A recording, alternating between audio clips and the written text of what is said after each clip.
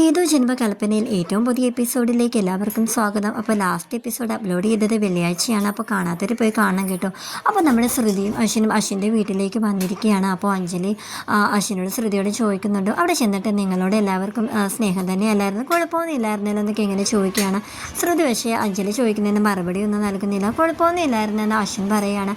അങ്ങനെ ശ്രുതിയുടെ കൈ പിടിച്ച് അശ്വിൻ റൂമിലേക്ക് പോകാൻ കേട്ടോ. അപ്പോൾ മനോരമ പറയുന്നുണ്ട്, കുറച്ച് നേരം പോലെ ഇവിടെ ഇങ്ങനെ നിന്ന് സംസാരിക്കാൻ അവർക്ക് കഴിയില്ല, ന്യൂ മാരീഡ് കപ്പിളല്ലേ, മുറിക്കകത്ത് തന്നെ ഏത് നേരം ചടഞ്ഞു കൂടി ഇരിക്കണം എന്നൊക്കെ ഇങ്ങനെ അവൾ പറയാൻ കേട്ടോ. അഞ്ജലിക്കാണെങ്കിൽ എൻ്റെ ഒരു സംശയം തോന്നി. അഞ്ജലി അവരുടെ മുറിയിലോട്ട് പുറകെ പോവുകയാണ്. അശ്വിനപ്പോൾ ശ്രുതി എല്ലായ്പ്പോഴും പോലെ തന്നെ ഇങ്ങനെ പാടൊക്കെ പറഞ്ഞുകൊണ്ടിരിക്കുകയാണ് കേട്ടോ. എന്നിട്ട് അശ്വിൻ പറയുന്നുണ്ട്, നിന്നെ തിരക്ക് ഞാൻ എവിടെയൊക്കെ നടന്നു, നീ എല്ലാവരെയും ഇങ്ങനെ ബുദ്ധിമുട്ടിക്കുകയാണല്ലോ എന്നൊക്കെ ഇങ്ങനെ പറയുകയാണ്. അപ്പോൾ ശ്രുതി പറയുന്നുണ്ട്, നിങ്ങൾ എന്നെ പാട്ടിനെ വിട്ടൂടെ, നിങ്ങൾ എന്തിനാ എന്നെ ഇങ്ങനെ കൂടെ കൊണ്ട് നടക്കുന്നത് എന്നൊക്കെ ഇങ്ങനെ ശ്രുതി പറയുകയാണ്.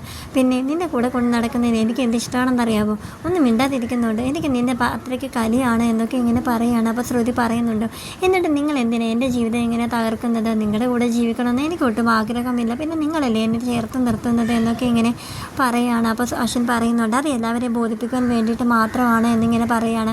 പിന്നെ അശ്വിൻ പറയുന്നുണ്ട്, നീ എൻ്റെ ഭാര്യയായിട്ട് ജീവിച്ചേ മതിയാവും എന്നൊക്കെ പറയുന്നുണ്ട്. അപ്പോൾ ആ ശ്രുതി പറയുന്നുണ്ട്, എന്താ ഭാര്യയായിട്ട് ജീവിച്ചാൽ മതിയാവത്തുള്ളൂ, ഇങ്ങനെയാണ് ഒരു ഭാര്യ കൂടെ ജീവിക്കുന്നത്, ഭർത്താവിൻ്റെ കൂടെ ഇങ്ങനെയാണ് ഭാര്യ, ഞാനൊരിക്കലും നിങ്ങളുടെ ഭാര്യയായിട്ടല്ല, ഞാനൊരു അഭിനേത്രിയായിട്ടാണ് നിങ്ങളുടെ ഒപ്പം ജീവിക്കുന്നത്, നിങ്ങൾ എന്നെ അതുപോലെയല്ലേ കൊണ്ട് നടക്കുന്നത് എന്നൊക്കെ ഇങ്ങനെ പറയാൻ കേട്ടോ. അപ്പോൾ അവൻ പറയുന്നുണ്ട്, അതിനെല്ലാം കാരണം നീയല്ലേ, നീ ഒരു ദുഷ്ടയാണ്, നീ എന്നോട് കാണിച്ച ക്രൂരതകളൊക്കെ എനിക്കൊരിക്കലും മറക്കാൻ സാധിക്കുകയില്ല എന്നൊക്കെ ഇങ്ങനെ പറയുകയാണ്. അപ്പോൾ ശ്രുതി പറയുന്നുണ്ട്, നിങ്ങൾ എന്തൊക്കെ ഈ പറഞ്ഞു വരുന്നത്, ഞാൻ എന്ത് ചെയ്തു എന്ന് എനിക്കതിപ്പോൾ അറിയണം, നിങ്ങൾ ഇടയ്ക്കിടയ്ക്ക് എന്തോ പറയാൻ വരും എന്നിട്ട് നിങ്ങൾ നിർത്തിക്കളയും, പക്ഷേ ഇന്ന് എനിക്കത് അറിഞ്ഞേ പറ്റത്തുള്ളൂ എന്നൊക്കെ ഇങ്ങനെ പറയുകയാണ് കേട്ടോ. അപ്പോൾ അശ്വിൻ ശ്രുതിയുടെ കയ്യിൽ ഇങ്ങനെ ബലമായി ഇങ്ങനെ പിടിച്ച്, ശ്രുതിയാണെങ്കിലും എനിക്ക് അറിഞ്ഞേ പറ്റത്തുള്ളൂ, നിങ്ങളെ ഞാൻ എവിടേക്കും വിടില്ല, നിങ്ങളെ ഇത് പറഞ്ഞിട്ട് പോയാൽ മതി എന്നിങ്ങനെ പറഞ്ഞുകൊണ്ട് ഇങ്ങനെ രണ്ടുപേരും കൂടെ ഇങ്ങനെ നിൽക്കുകയാണ് കേട്ടോ. അപ്പോഴാണ് നമ്മുടെ അഞ്ജലി മുറിയിലേക്ക് ഇങ്ങനെ കടന്നു വരുന്നത്. അപ്പോൾ ഇവർ തമ്മിൽ എന്തോ ഒരു പ്രശ്നമുണ്ടെന്ന് അഞ്ജലിക്ക് മനസ്സിലായി.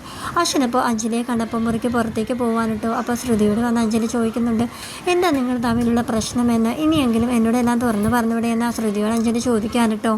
അഞ്ജലി ആണെങ്കിൽ ശ്രുതിയോട് പറയുന്നുണ്ട് കേട്ടോ, എനിക്ക് നിങ്ങൾക്കിടയിൽ എന്തൊക്കെയോ പ്രശ്നങ്ങളുണ്ടെന്ന് എനിക്ക് മനസ്സിലായിട്ടുണ്ട്, അത് എന്നോടെങ്കിലും ഒന്ന് തുറന്ന് പറഞ്ഞുവിടെ ശ്രുതി എന്നിങ്ങനെ ചോദിക്കുകയാണ്. ശ്രുതി ആണെങ്കിൽ അതെനിക്ക് ഒരിക്കലും പറയാൻ പറ്റില്ല അഞ്ജലി ചേച്ചി, എന്തായാലും ഈ ഒരു പ്രശ്നം കാരണം എനിക്ക് എൻ്റെ വീട്ടുകാരെ നിങ്ങളെയൊക്കെ വെറുപ്പിക്കേണ്ടി വന്നു, നിങ്ങൾക്ക് ആർക്കും എന്നെ ഇപ്പോൾ തീരെ ഇഷ്ടമല്ല എന്നൊക്കെ എനിക്കറിയാം എന്നിങ്ങനെ അവൾ സങ്കടത്തോടെ പറയാൻ കേട്ടോ. ഈ സമയത്ത് മനോരമയാണെങ്കിലും മുറിയിലിരുന്ന് മേക്കപ്പ് ചെയ്തുകൊണ്ടിരിക്കുകയാണ് കേട്ടോ. അതായത് എൻഗേജായി നമ്മുടെ ശ്രുതിക്ക് വേണ്ടിയിട്ട് കല്യാണ ഗിഫ്റ്റായിട്ട് ഒരു മേക്കപ്പ് സെറ്റ് വാങ്ങിച്ചു വെച്ചിരുന്നു, അത് നമ്മുടെ മനോരമ കയ്യിലാക്കി കേട്ടോ. മനോരമയാണെങ്കിൽ എൻഗേജായി ഇത് നീ എനിക്ക് വേണ്ടിയിട്ട് മേടിച്ചതാണ് എന്നൊക്കെ പറഞ്ഞു. പിന്നെ അവൻ്റെ നിവൃത്തികേട് കൊണ്ടത് മനോരമയ്ക്ക് തന്നെ അത് കൊടുക്കേണ്ടി വന്നു. അങ്ങനെ മുറിയിലിരുന്ന മേക്കപ്പ് ബോക്സൊക്കെ ഇങ്ങനെ വെച്ച് അവളിങ്ങനെ ഒരുങ്ങിക്കൊണ്ടിരിക്കുകയാണ് കേട്ടോ. അപ്പോൾ മനോരമയുടെ ഭർത്താവ് അടുത്തോണ്ട് ചോദിക്കുന്നുണ്ട്, നീ ഇങ്ങനെ വീട്ടിൽ നിന്നിട്ട് എന്തിനാ ഇങ്ങനെ ഒരുങ്ങി നിൽക്കുന്നത്, എവിടെയെങ്കിലും പോകുമ്പോൾ മാത്രം ഒരുങ്ങിയാൽ പോരെ, എന്തിനാ ഇപ്പോൾ ഒരുങ്ങിയിട്ട്, എന്താ നീ എവിടേക്കെങ്കിലും പോകാൻ നിൽക്കുകയാണോ എന്നൊക്കെ ഇങ്ങനെ ചോദിക്കാൻ കേട്ടോ. ഇതെൻ്റെ എൻഗേജായി എനിക്ക് സ്നേഹത്തോട് തന്നെയല്ലോ എന്നൊക്കെ അവളിങ്ങനെ പറയുകയാണ്. എനിക്ക് തോന്നിയില്ല എൻഗേജായി നിനക്ക് തന്നെയാണെന്ന്, ഇത് വേറെ ആർക്കും അവൻ മേടിച്ചതാണ്, നീ ഇത് കയ്യിലാക്കിയതല്ലേ എന്നൊക്കെ ഇങ്ങനെ പറയുകയാണ്. പക്ഷെ അത് അവളെ സമ്മതിച്ച് കൊടുക്കുന്നില്ല കേട്ടോ. എന്നിട്ട് അവൾ ഭർത്താവിനോട് പറയുന്നുണ്ട്, നമുക്ക് ഇവിടുന്ന് എങ്ങോട്ടെങ്കിലും മാറി നിന്നാലോ എന്നൊക്കെ പറയുകയാണ്.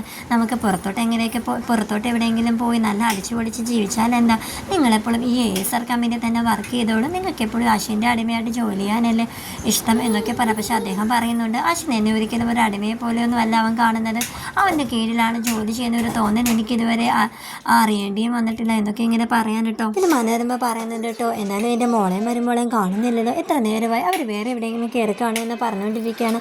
അപ്പോൾ പ്രീതി ആകാശം കൂടെ മുറിയിലേക്ക് കടന്നു വരുന്നുണ്ട് കേട്ടോ. അപ്പോൾ അവരോട് ചോദിക്കുന്നുണ്ട്, എന്നാൽ നിങ്ങൾ ഇത്രയും വൈകിയത്, കയ്യിൽ കുറേ ഗിഫ്റ്റൊക്കെ ഉണ്ടല്ലോ, ഓഹോ എന്തായാലും പ്രീതിയുടെ അച്ഛനമ്മയും മര്യാദയുള്ള ആൾക്കാരാണ്, ഇത്രയധികം ഗിഫ്റ്റ് തന്നു വിട്ടല്ലോ എന്നൊക്കെ പറഞ്ഞ് ഗിഫ്റ്റൊക്കെ എടുത്ത് ഇങ്ങനെ നോക്കിക്കൊണ്ടിരിക്കാനിട്ടോ. എന്നിട്ട് മനോരമയ്ക്കാണെങ്കിൽ ഒത്തിരി സന്തോഷമായി, കുറേ ഗിഫ്റ്റൊക്കെ കണ്ട് അവളങ്ങനെ കണ്ണൊക്കെ ഇങ്ങനെ തള്ളി ഇങ്ങനെ നിൽക്കാൻ കേട്ടോ.